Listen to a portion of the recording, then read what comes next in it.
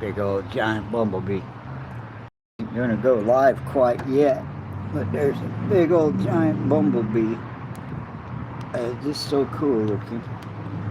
There he is. He'll be buzzing around in the sky soon.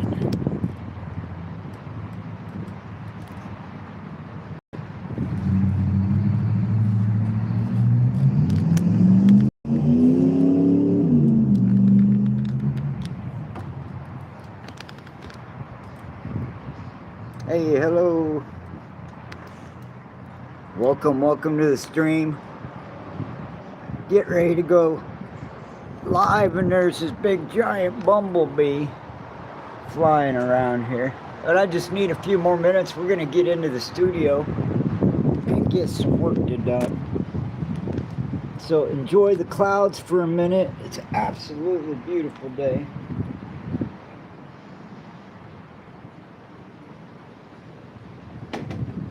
And we'll be ready to jump into the studio in just a minute.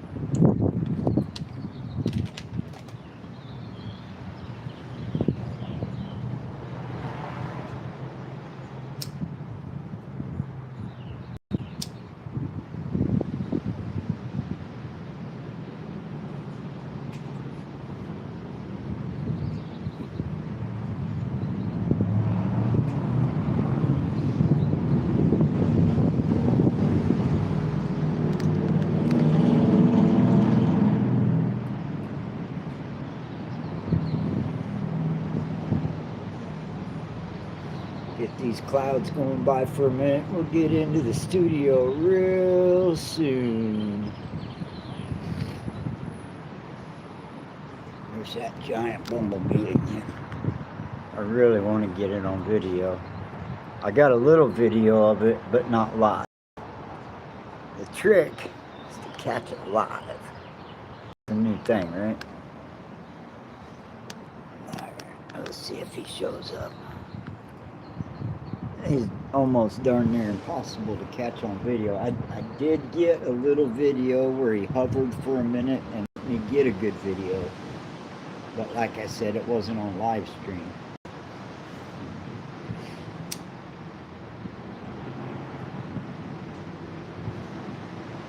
Hey, welcome. Watching the clouds go by for just a minute. I'm outside. I can't read the screen, but I'm so glad you're here.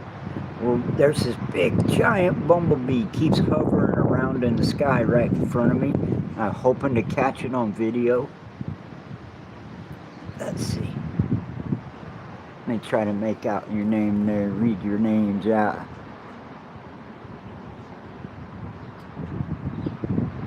Natalia Valencia, hello. Ante W3M, hello. Jay Henry, hello. Welcome. I appreciate y'all being here.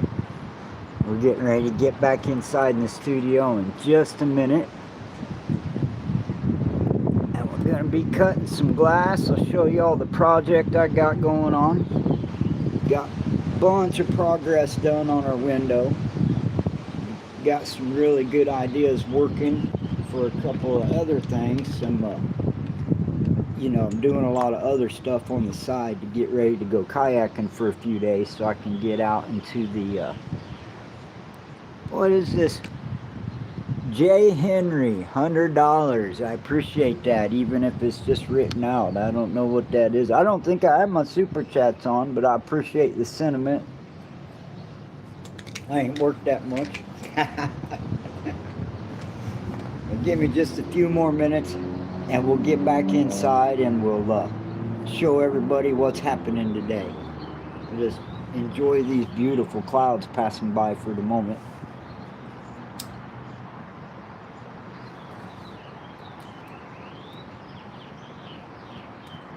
The grass is getting pretty green. Big giant bumblebees everywhere. My little squirrel buddy, Senior Fat Butt, showed up this morning already. It rained yesterday, so I didn't see him. He must have been hungry. He was here first thing this morning when I woke up. So, Mr. Fat Butt's already been by for his little peanut butter snack. And I just ate some lunch. and I'm enjoying a little bit of a cigarette for just a minute before we go in and start ripping and roaring on this glass project. I've gotten quite a bit done, and I'm getting to the point where I either need to cut a few more details or I need to glue down what I've already cut. So we're going to go in and evaluate that, and we'll discuss. Oh, there's that bumblebee. And he just went right on past. He's been hovering over here, and I've gotten a few good little videos, but I didn't catch him on live. We're waiting for this big giant bumblebee to hover. I've got other stuff to do. We can't stay on this too long. But it's just a fun little moment. Beautiful day here in the Midwest, waiting on these storms.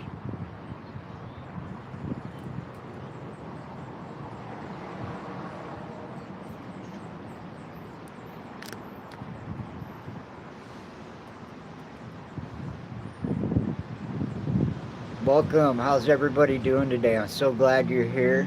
I know I'm talking in circles, but some new people show up. We're getting ready to get in the studio. Got a lot of progress to show you on our stained glass window project. I've got some updates for how I'm going to tackle some technical issues with the kayak. And I'm making a rain canopy over the kayak. I have completely completed the amphibious assault vehicle, which is just my kayak trailer that floats. I've got it all glued up and finished up.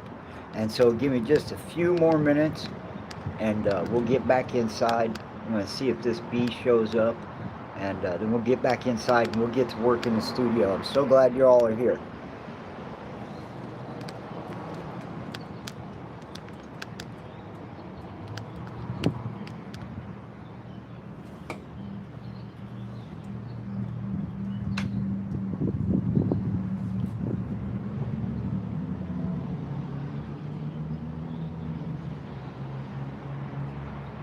Not too worried about the storms today, but they sure are talking like tomorrow's gonna be a doozy.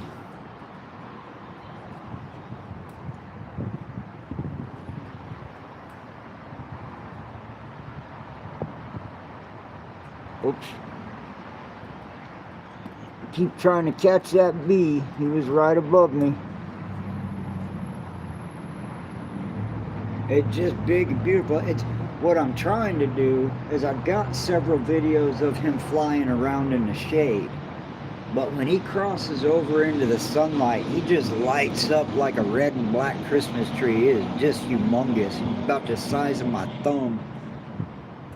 We're really hoping, even though we're in the city and are on the porch, there's always nature and wildlife to look at and look for. You know how it goes.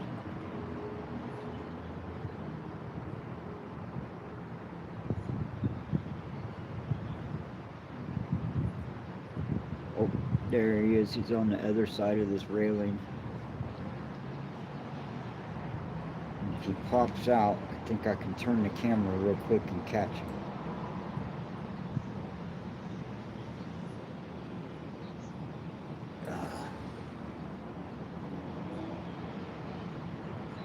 It's like wildlife knows. Like they won't run away from you completely, but they know when you're about to take a picture. They'll sit for 10 minutes until your camera's in focus, and then they'll fly off as soon as you're ready to hit the shutter. I've had it happen with squirrels, deers, possum, fox, coyotes, just about everything you can come up with. Nothing sticks around long enough for you to get a picture of it. And so that is why I like the challenge of amateur wildlife photography. It's not easy. It requires patience that I was not born with. I've had to learn it. Oh, there he is. He's back.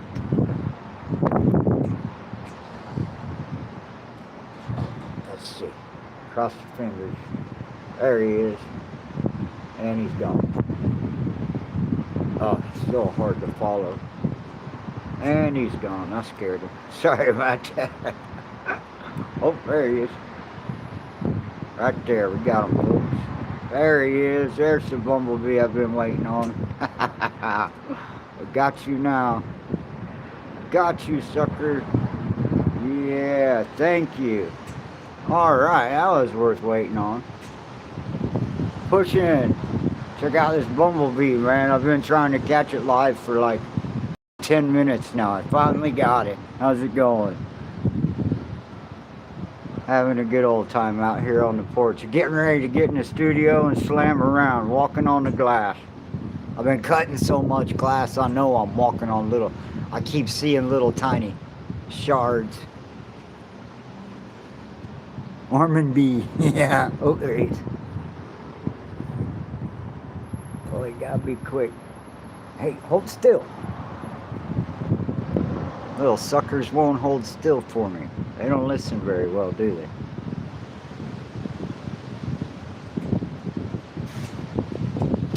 No problem. Okay, you owe me $2,000.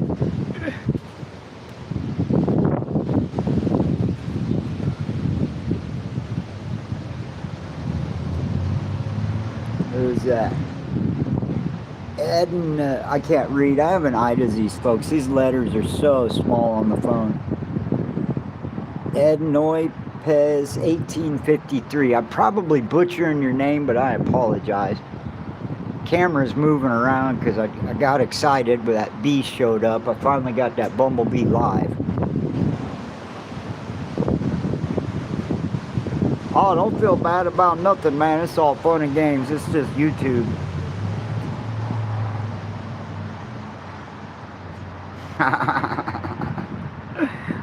Get logged. I don't know what that means. We'll count you. You count here. So we got you logged. You more than welcome here. Crack jokes and, you know, keep it halfway kind of clean. I know, right? Alright, folks. I think I've made too much of a commotion. We got the big giant bumblebee live. Got a fresh cup of coffee. Whoever that was wants me to turn the camera around. Kellogg's being that I get logged out of my account. I don't know what Kellogg's is unless you're somebody I know you by some other name. Hold on. Struggling. All right, let's get back to it.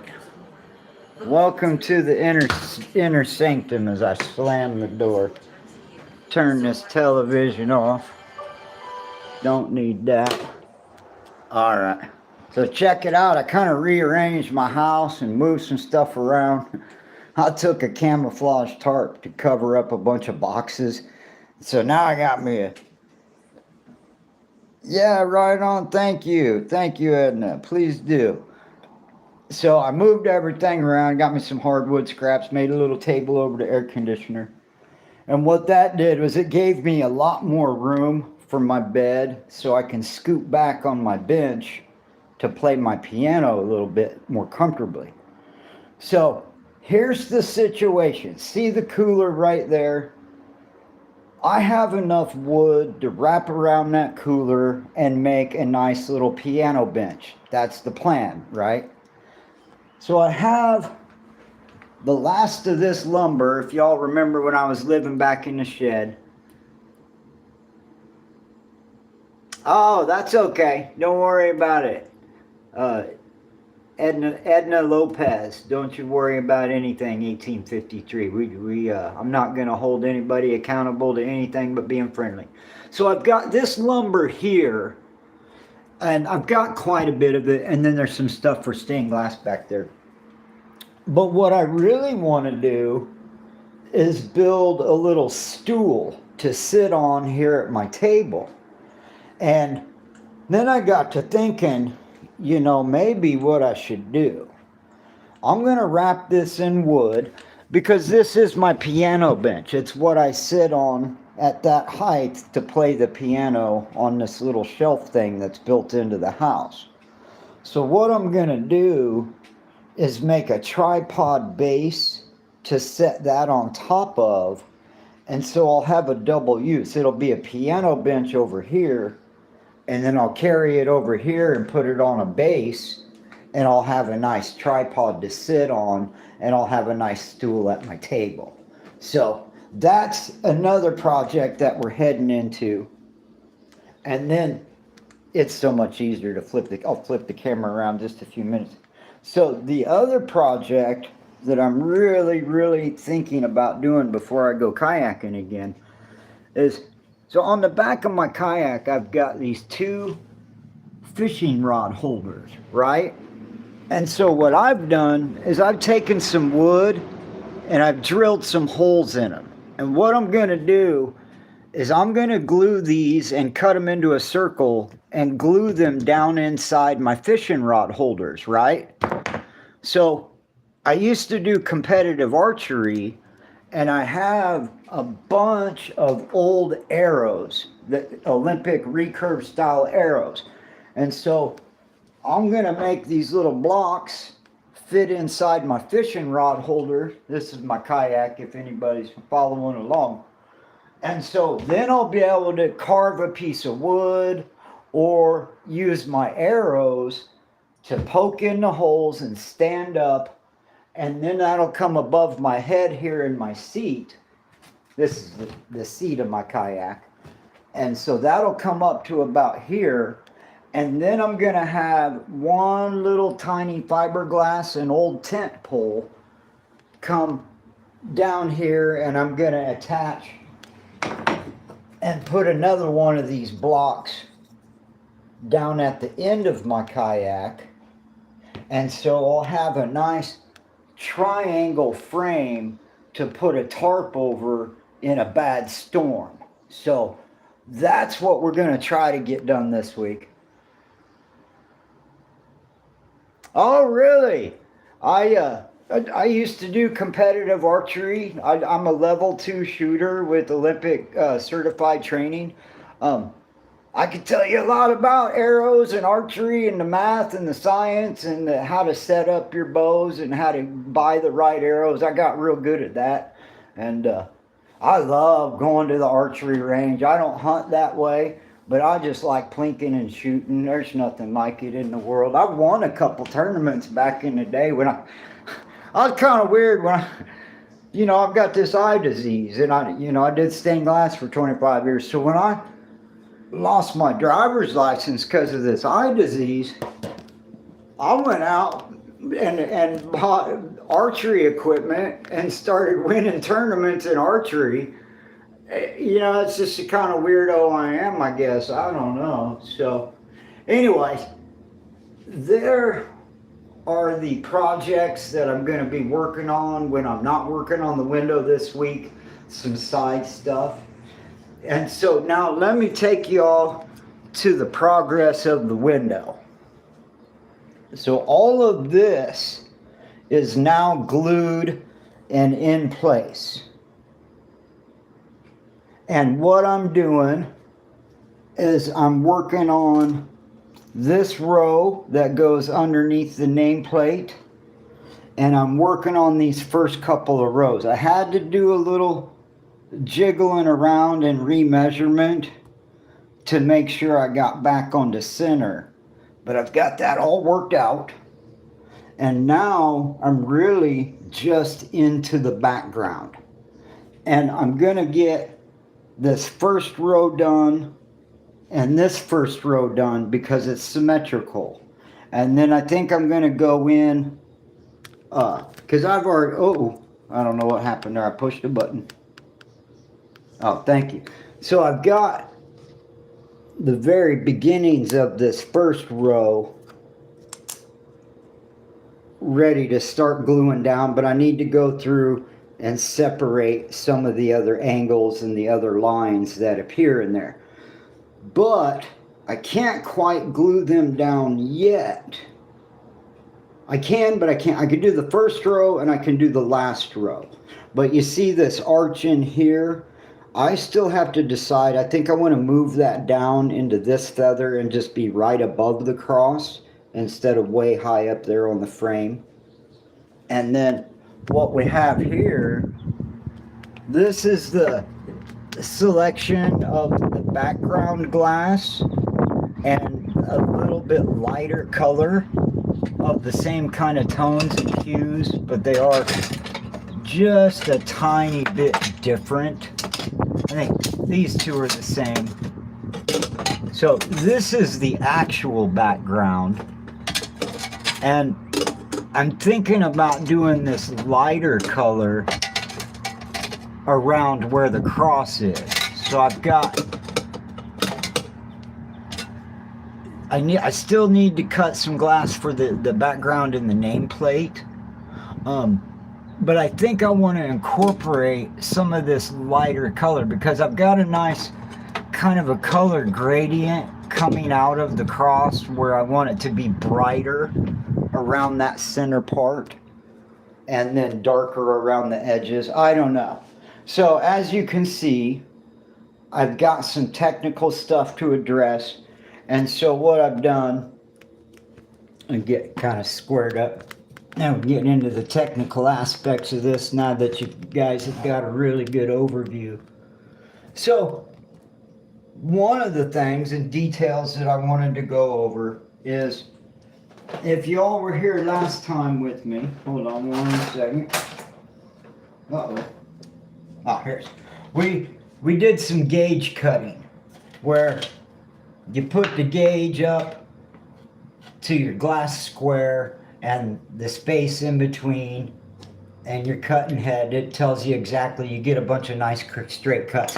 So we did all that, and I've got this gauge set up to this width here. I think it's this one, or is it this? Yeah, to this width here, right? And so now what I need to do is, these are not going to be big long pieces. These are going to get cut up into little 3/8 inch sections, right? So how I go about doing that is I call what I like to call the pencil jig.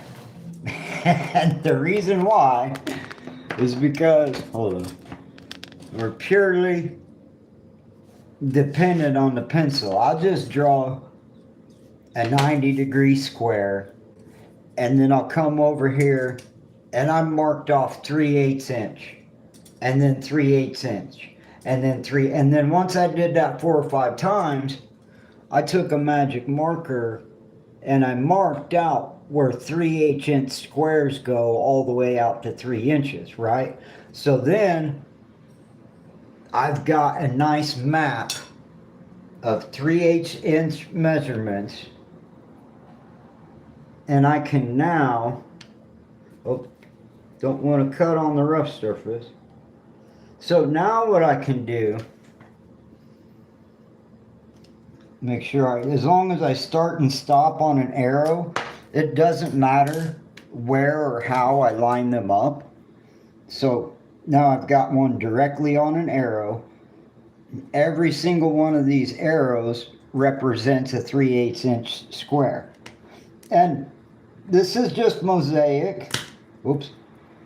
And so now, as long as you stay on that straight line, you can just go through and start scoring. And you want to be careful. You don't want to roll off your edges. Even if you're only getting like a quarter rotation on your cutting wheel, that's fine. So you can score these all up, and then you have your option. You can set them to the side and break them up later when you're ready to glue them down, or if you have to fit, which is probably what I'll do here, but I'll just show you how that works in a second. And so now we have all these pieces ready to go.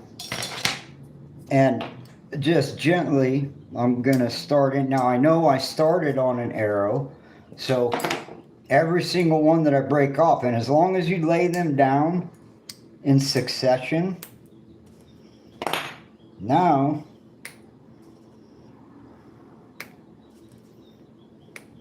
oops, that's 2 of them.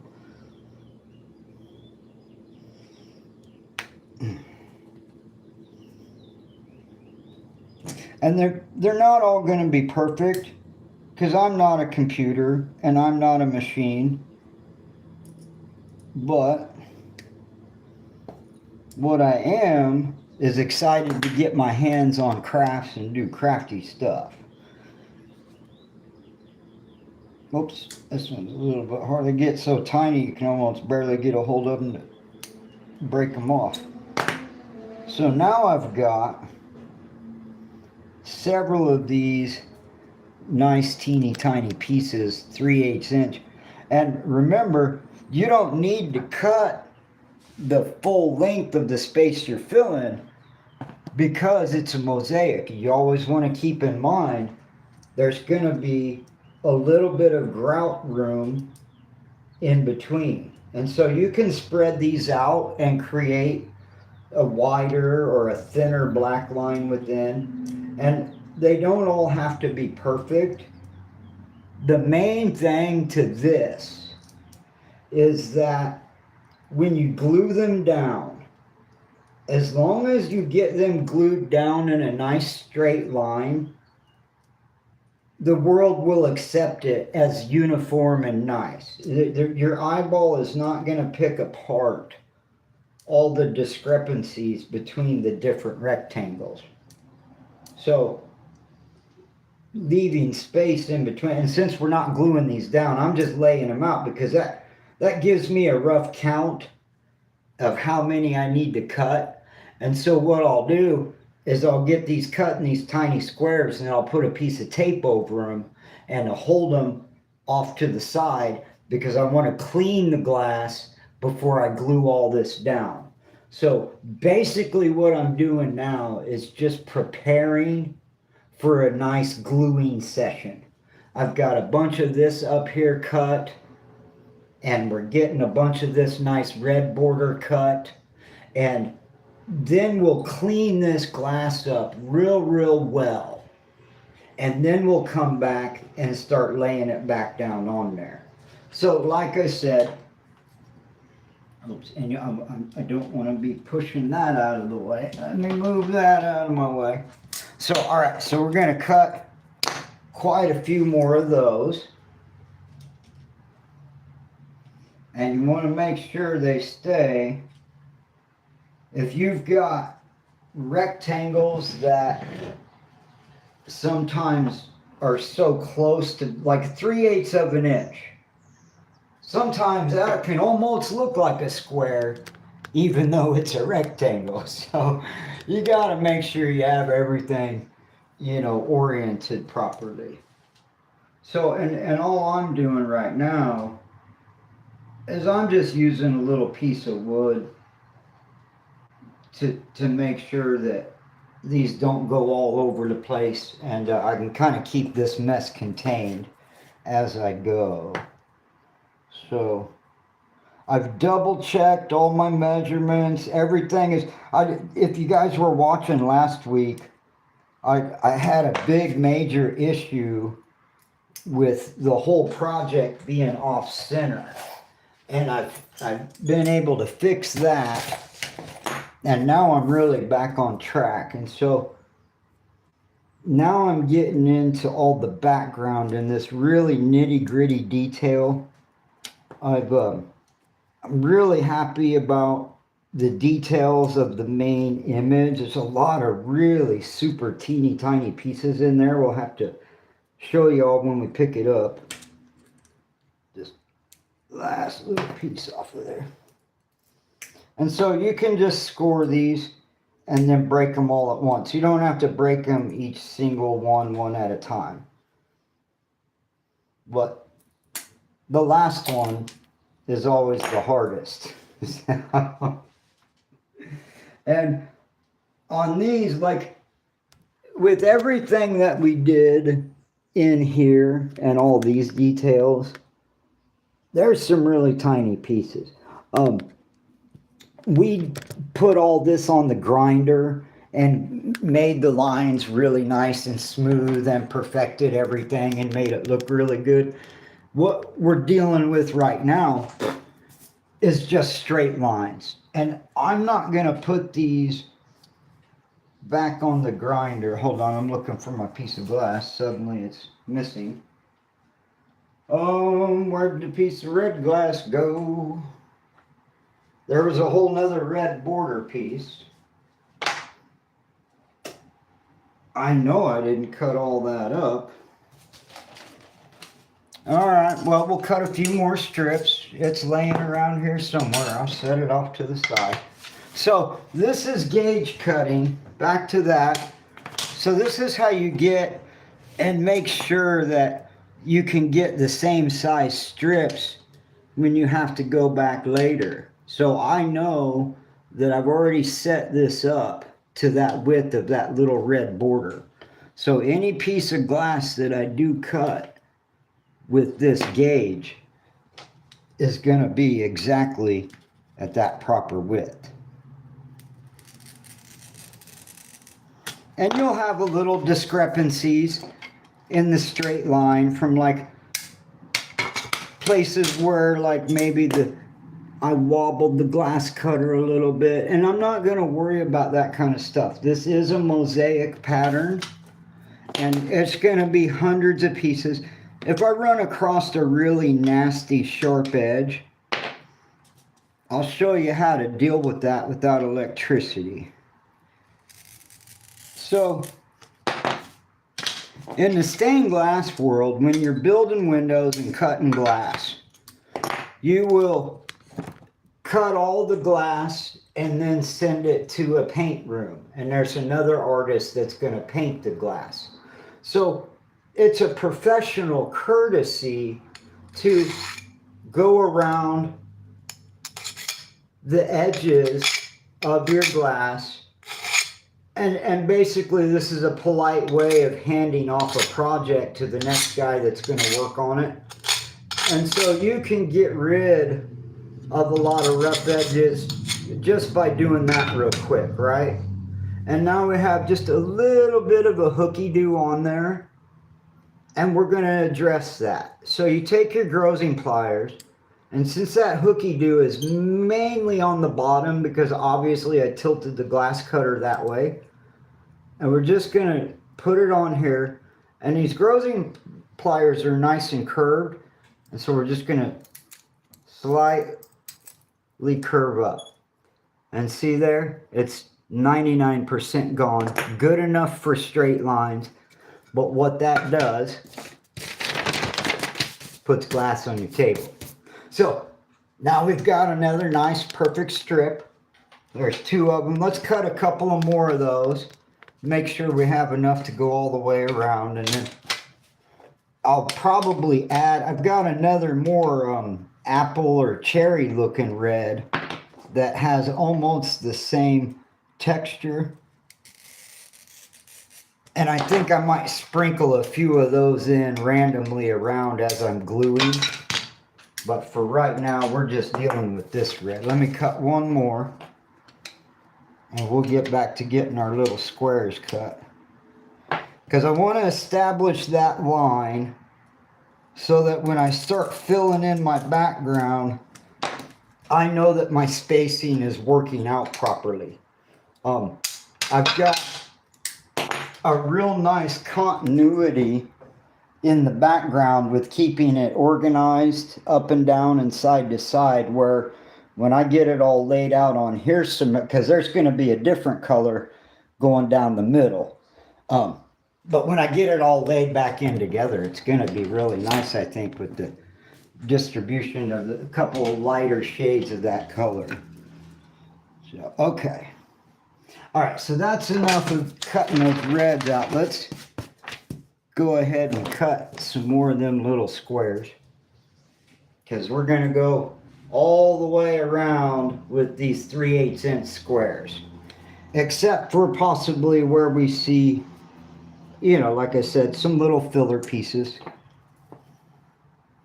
So you just hold it down, and I'm not worried about being dead nuts on mathematical. I'm worried about the overall look of the project, because all of my thinking and worrying, that all happened during the design phase. Right now, the thinking and worrying has merely turned to strategy of what order do I want to do it in, right? And so I've decided, because I've got such nice continuity with my background, I'm going to be very slow and careful as I fill everything in. And so it may happen fast from your point of view, but it is a little bit a slow process from my point of view, because I'm strategizing to make sure that I don't make like a huge glaring fingerprint mistake of some kind, right? So if y'all notice what I did, I scored that strip first, and then I'm breaking the pieces out. Now, if this was a piece of glass with any kind of coloration, and that's killing my fingertips, it's just easier to do this. But when you're working with your grossing pliers, you want to make sure, you know, you got to be delicate. You're breaking little pieces of glass with big things of metal. It's weird. Okay. Get some more of these lined up. Oh, just trying to be careful. I don't want them going all over the place.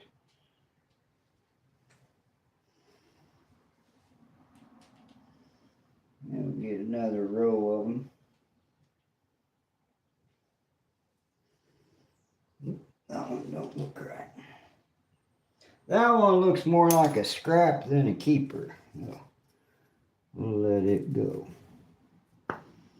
There's just a little scrap on the end here.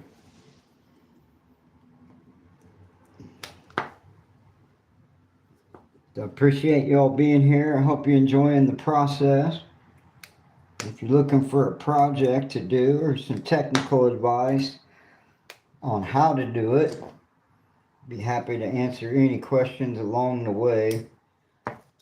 I've been building stuff since as long as I can remember. But what I really, really love is stained glass and anything associated with it. Okay, that's a lot. The only thing I really don't like about stained glass, and I'm sure everyone could understand this, when you get called out to an old 100-year-old church and they've got a broken window, and you climb up and you get back into the back ways and you get your access to the window, you open some weird access door, and you've got 1,000 pigeons and pigeons' nest and pigeon poop piled up 2-3 inches thick on top of the broken glass that broke out of the window, fell on the floor. And I'll tell you what, dealing with pigeons in 100-year-old churches, 100 feet up off the ground, that is about the only aspect of stained glass that I don't like. Everything else about it, I love. So I did. I found one negative about stained glass. There you go. Now you can't say I'm biased. Because, I mean, we're talking Tyvek protector suits and respirators. I'll put that at the top and make it easier. Make it easier to see my lines. You know, and if I used to like keep grid paper around. But then it's like, well, why bother with all that? Just mark a few marks on a piece of blank paper. And so this is what I like to call my paper jig. And it don't do nothing but lay there. It don't stop you from making a mistake.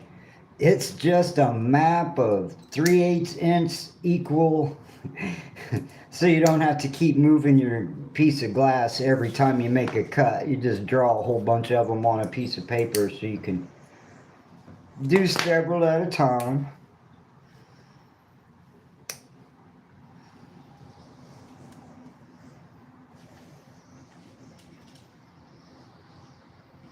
And soon, heck, I haven't even counted all this stuff.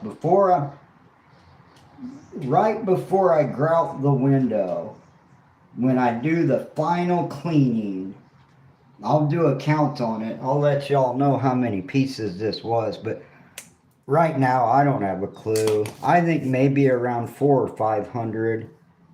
That might be a tall estimate. It might be closer to 300 or 400, but I have no idea, because the other border that's taped off that you can't see, that's going to be even smaller than these 3/8 inch rectangles going all the way around. That'll be even tinier. They're going to be like little tiny 1/4 inch tiny hickey doos all the way around the edge.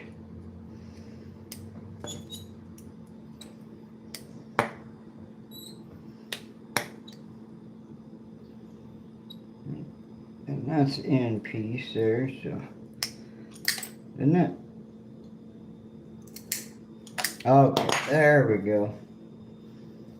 There's a few more done. We got 2.5 rows. We'll cut a few more. I want to get at least 3 or 4 rows of those. Now this here, that's got such a dilapidated, crazy flare out on the end that I'm just, I'm a starving artist and everything counts and everything, but I'm not going to trouble myself with that. That there is just headache and work. It goes right into the scrap bucket. Now, the rest of that strip, it's got a tiny little hooky do, and it's because it's this textured glass. That I can address with my grozing pliers and get it back to square again. Close enough, right? So, and I can go over that, and chances are I won't. This is not, this is not computer science. This is not 3D printing. This is not CNC machine.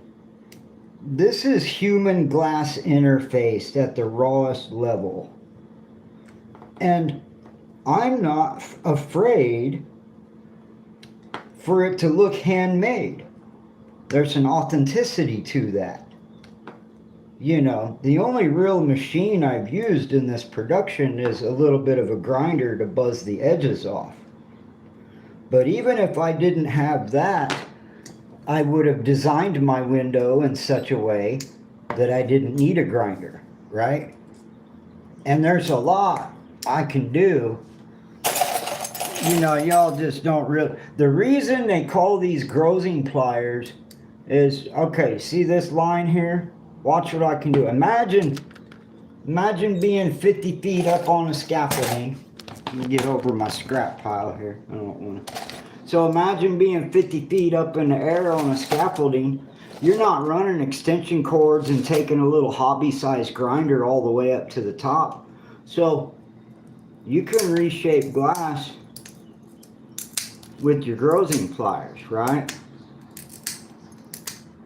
This is how you do it 100 years ago. Just with a pair of pliers, I put that nice little curve in there. Now let's say this line here is, it almost fits it. This is if you're doing a repair, a 100-year-old window, 100 feet in the air. This is how you do it on the scaffolding. So you just take your grozing pliers, and now you put a nice little curve on there. So now I have a nice little shape carved out just with old school methods. So, like I say, there's a handmade authenticity to this craft. This is the only machine I use, and it's just a diamond head grinder. But I just proved to y'all in real time, I could get by without that. I was taught by the old school dudes, like I said, and I keep repeating the phrase, 100 foot up on a scaffolding. And the reason I stress that so much is because it truly is a completely different world up there. It is not the nice cushy studio that you've been building in for the last 3 months, and now all of a sudden You know, you got to do some outdoor work. And so there is, in stained glass, there's your on-site production, and then there's your studio production.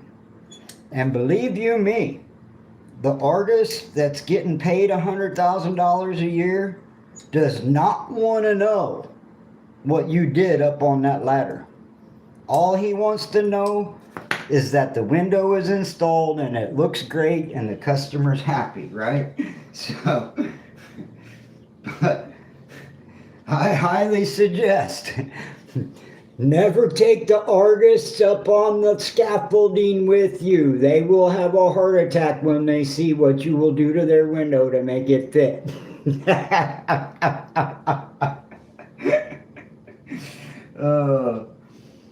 Because everything is fucking adjustable. Even the non-adjustable parts can be adjusting by adjusting what the non-adjustable parts sit upon. Trust me, you can manipulate everything when you want to go home, I guarantee it. Oh, that's funny. You know, and if anybody that I've ever worked with is listening or watching, I'm just kidding. You know damn good and well I had the utmost integrity as a glazer at a church or any kind of job site. That's a personal point of pride to me. But there are things that you would not be real happy about us doing. Because installation is not building. And that's just a whole different side of it. And I'm just cracking jokes because it is. You know, you work in the studio for a while and then they send you out with a truck and a bunch of scaffolding. It's kind of like a party day. You're like, oh, okay, back to the construction crew, right?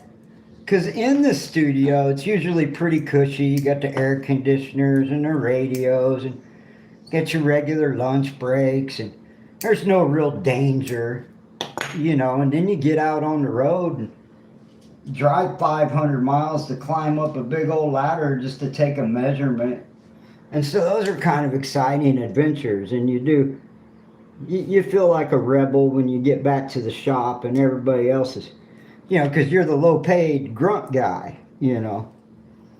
Eventually in my career I became the guy that stayed behind in the studio and went home on time and didn't have to drive 500 miles. They brought the work to me, right? Now we still supervised the installations, but that was only at the very, very end of it. I didn't have to go to pull the windows out. I mean, you know, it's all that apprenticeship level stuff.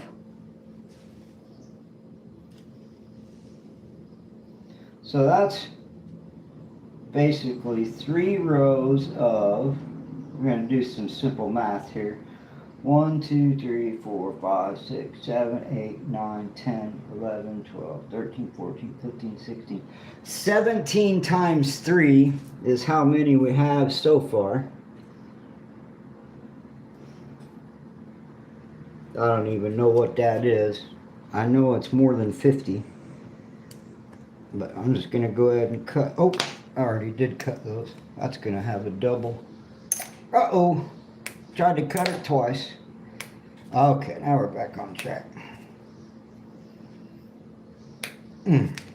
It's them end ones that suck the most. It's getting warm. It's about 80 degrees today. It's the first day I've really felt hot in my apartment. Wow, was that all of them already? I'll be darned. All right, well, let's cut another row of those. That's not going to be enough. We're going to need more of those. Let's cut a few more of these beautiful. Look how beautiful this red is. You guys want to see it in the light? It's just a beautiful red. It's a pretty one. And we're going to cut it up in little teeny tiny pieces. So, back to the gauge cutting for a second. We've already got our gauge cut up, set up to the size we want. We're just going to line everything up to the edge of our glass cutter and the end of our gauge. Let the stop block stop it and just trust it. Try to keep that glass cutter nice and perpendicular. And clean breaks all day long. Let's get a couple of those cut out. I don't know how many that is. I mean, I don't know how far around that's gonna get. But I probably need to cut another 100 of those or so. Probably another couple rows, I imagine.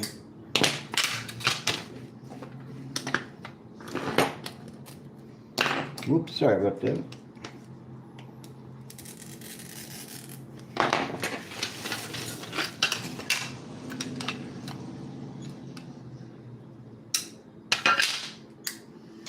What's that? 3. So 3 of them got me. Okay, let's do a total of 6 rows. That should be enough. And if not, I've got plenty of scrap left to work with. Paper under there is kind of driving me crazy.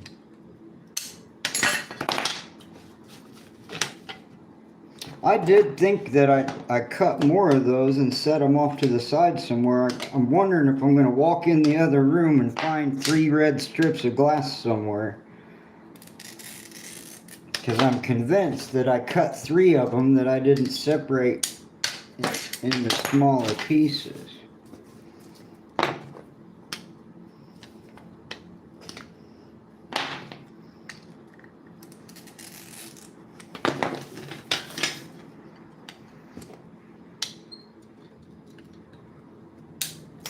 Oh, all right. See, and that's okay that it broke. There must have been a little crack in there or something, because it just completely broke off the end. All kinds of funny. Let's get these shards out of here. Oh, and there's the hook holding the brush. Well, I got everything really together today, huh? All right. Let's get that broken off all the rest of the way. I have no idea what happened there. Could have been pressing down on another piece of glass underneath, you know, caused it to have a wrinkle underneath. Who knows? Glass breaks. You always want to cut extra.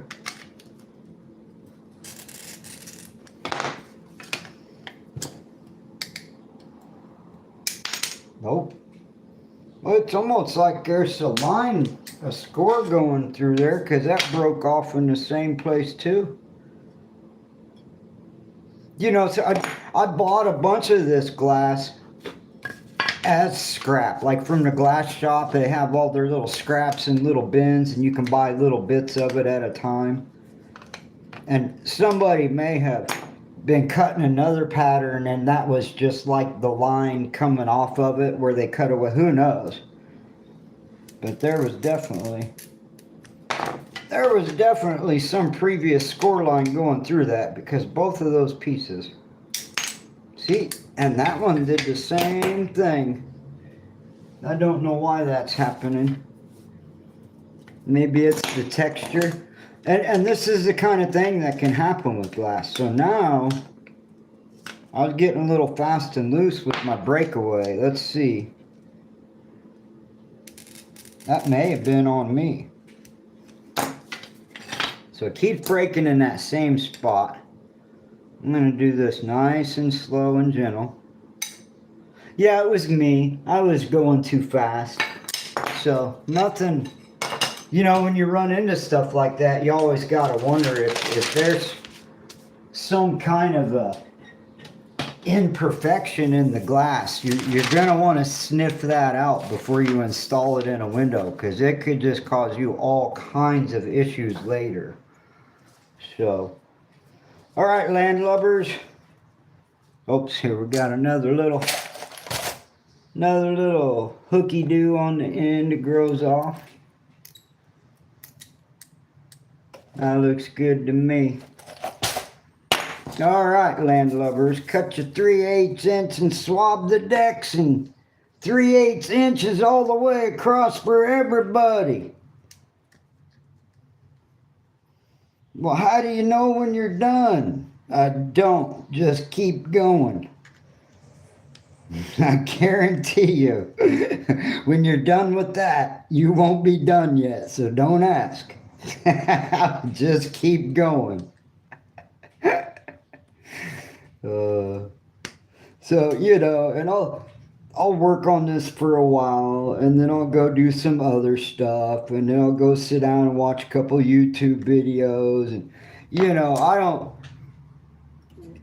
I won't sit here and totally gas out, but I can really lose track of time.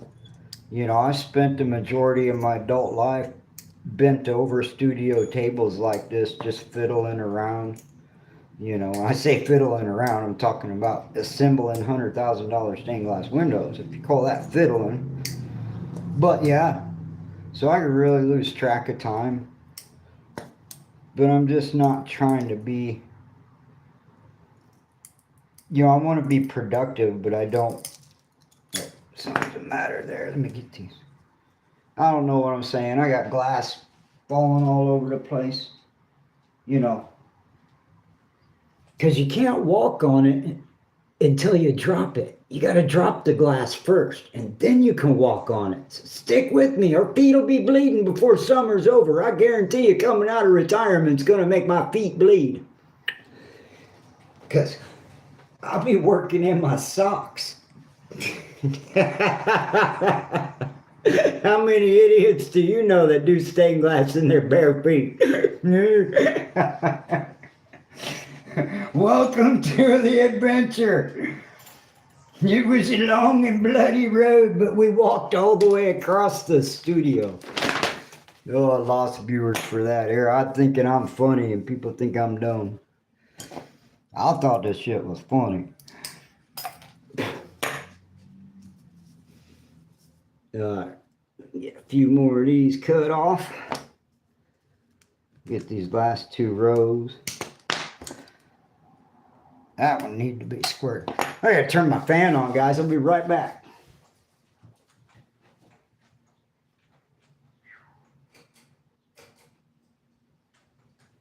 This is the first time it's really felt this warm today. So if you're just joining me, I'm glad you're here. We might just take a break in a second here at the hour mark. But we're cutting little strips of this red. Goes around the border. And we're cutting them into tiny little 3/8 inch rectangles. And so we're going to get a couple of hundred of those cut out. And we'll glue all those down. And then the same with the background. It's going to get cut into smaller shapes. And collectively, little by little, I'll cut a little bit. And then I'll clean the surface real good. Make sure I got any extra glue or fingerprints off of it. And then I'll glue a section down. And I'll let that sit overnight. And I'll come back and I'll clean up the glue again, because you don't want to glue down on top of other glue. You're going to have weird patterns, and you want to make sure, because you can literally be leaving your fingerprints in epoxy, and it's just so easy to scrape it all off with a razor blade. So we'll do this in stages, and we're pretty much to the point. Once I get all these little red blocks cut, I think I'll really be able to start moving at a lot faster pace.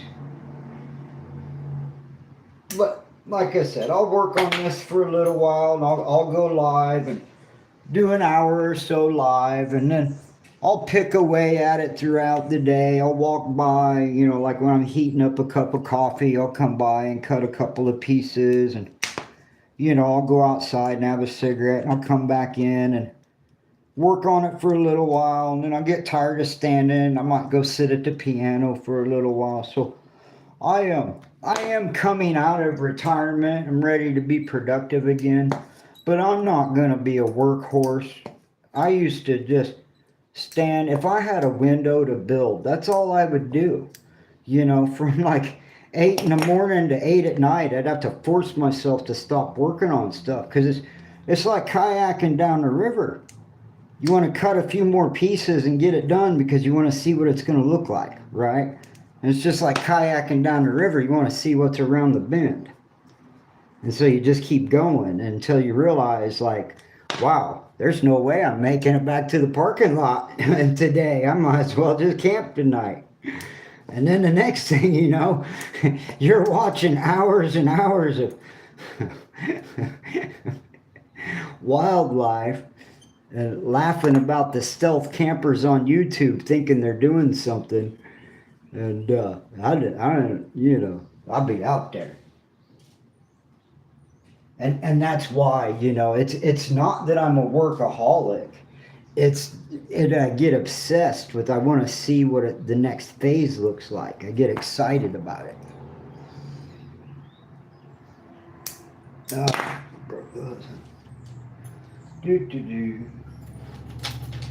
And as stated previously, something's happening. We are not looking for perfection. We're looking for grace. And when I say grace, I mean grace in the ability of other human beings to respect the handiwork. And if they don't, if you've got a client that's that picky and that particular and makes you feel small inside because they're just too picky over every little nuance and they've lost track of the fact that it's art. I mean, you can be as technical as you want to be, and there's nothing wrong with it. But at the end of the day, it's still a human creation. It's made by human hands. And I'm not against machines. But this is a handcrafted item. And it's this one in particular is for a family member that I love very much. So I might even be being more picky because I'm doing it for somebody I know. Now, that is not a license to do sloppy work and call it handcraft. It's not what I mean at all. What I mean is you don't have to sweat the millimeter because the 3/4 inch looked fine, right? And in a production situation, you just can't spend too much time on details that are probably going to disappear in the light anyways. It's hard to imagine when you're building these what they're going to look like in a natural lighting. So it's all going to look different. And things are going to stand out that you didn't notice or didn't expect. And that's okay because it's all part of a handcrafted tradition. And you apply as much technical professionalism as you can muster, but then you just get to enjoy the process, right? And so I'm not coming out of retirement to make $1 million. I'm not coming out of retirement to build a church window, I just coming out of retirement because I really enjoy stained glass. And I have a bunch of it, and I have all the tools, and I have the time. And, this is very meditational for me. I've been building this window almost 100% on YouTube, which that's a new experience for me.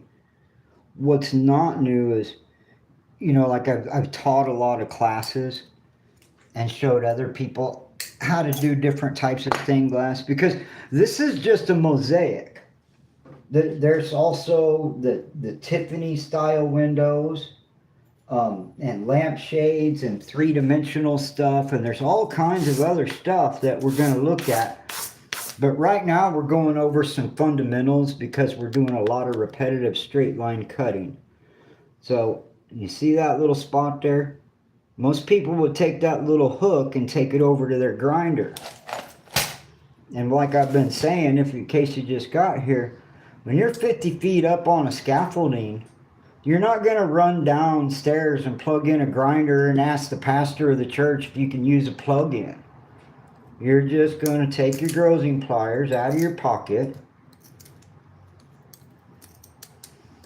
and you're going to straighten up that line the old school mechanical way, just like that. So, all right, this I believe, well, we still have a few more, but this might be enough. Once this one is cut, I think I might have enough to go all the way around there. And I've got plenty of extras if I need to fill in some gaps. Let me square this off at the end. Put it to where I can see the line, that would help. So this right here, I should have called this video the paper jig, because that's what I call this method of just taking a measuring tape and putting some hash marks on a piece of paper, and then I can go along, and instead of moving the glass, all I have to move is my cutter. And that does, it makes it about as quick as you could expect it to be. Okay. Oh, that is definitely two pieces.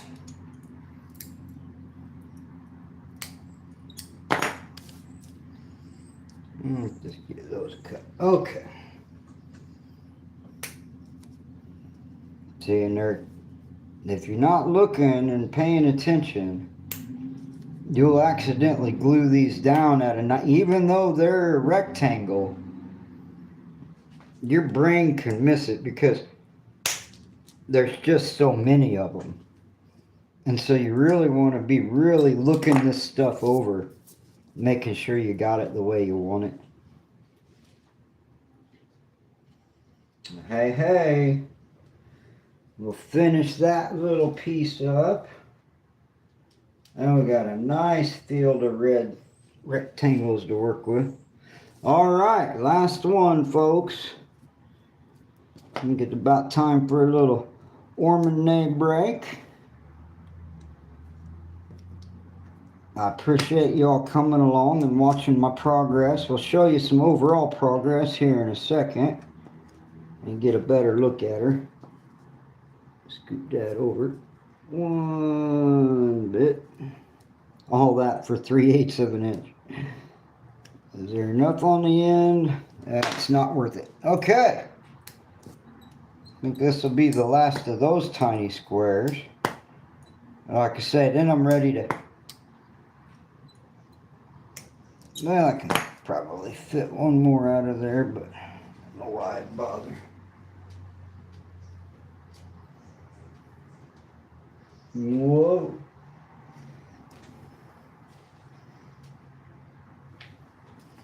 Yeah, we'll cut one more out of there. Teeny tiny. Oh, and I dropped it. So now you got to find which side the score is on, because that matters. All right. So probably have a couple, maybe 100 of those cut. I may need another 100 or 75 or so. I have no clue. But we've got those to work with. We've got all those nice little rectangles cut out. We're ready to start tackling the background. They are cut up into strips, but the diagonals need to be cut. This is all glued down, ready to go. And actually, if you guys want to see it off the table, I'm ready to pull it off the table and just to look at it to show you all where we're at. A little progress report. So, and also what I've done is I've taped over the other stuff because those were the old lines after I recentered everything. So you're just in time. Welcome. We're going to pick it up off the tape. Now we're going to put it back down. And, oops, hold on. Let me put these over here before they get lost. Oh, goodness. What was that, number one? Yes, that was number one. All right. So, here's our basic progress of where we're at. We've got a lot of stuff prepped and ready to go. Try to get it. It's hard to show stained glass in good lighting. Let me set this down in the window, and then we can get a better look at it through the light. Well,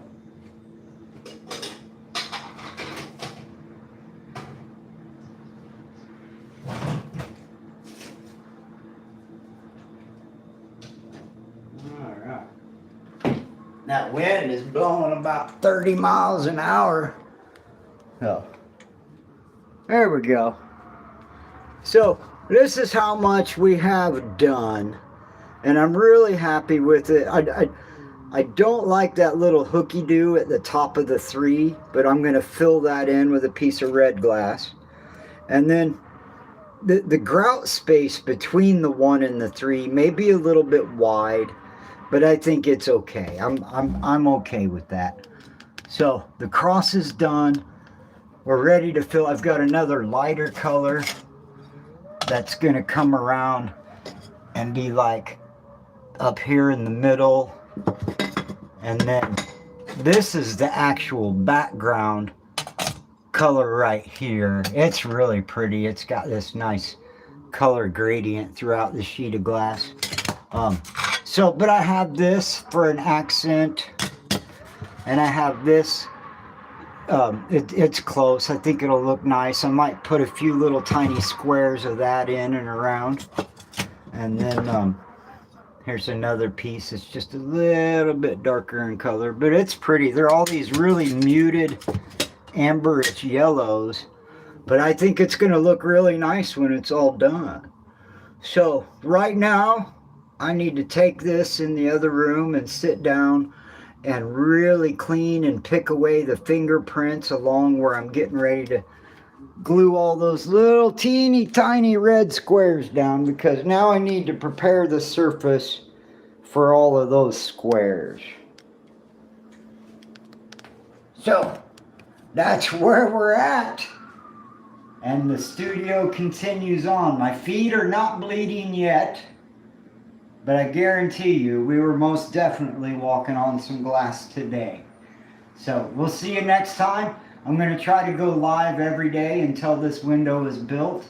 Come back and see me again. Thank you all so much for the likes and the chats and everything. You all have a wonderful afternoon.